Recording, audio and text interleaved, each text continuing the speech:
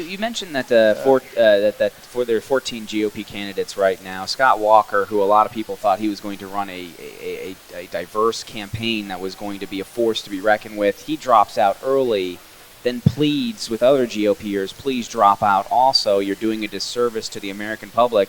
Do you agree with him? Yes. I think that if the problem is when you have a debate with 14 people or you have 2 debates back to back, you're only getting 4 or 5 minutes of a candidate, so you really don't see.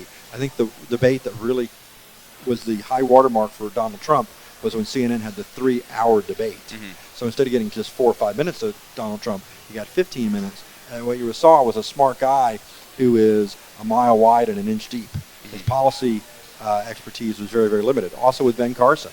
Ben Carson's obviously extraordinarily bright, but he's extraordinarily bright in the natural sciences, whereas president is a social science and a kind of a psychological thing. Mm-hmm. That's an interesting observation, but true. It's a whole different situation.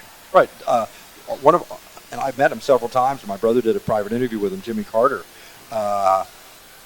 was an extraordinarily gifted natural scientist. He was a nuclear engineer. He was like in the top 30 in his class at Annapolis. But those skills did not translate well to the White House and being president because that attention to detail, unlike with Reagan, he would actually spend time who was going to be on the tennis courts at the White House. Well, that's not really consequential to your life, my life, or the guy down the street trying to get their kids to school.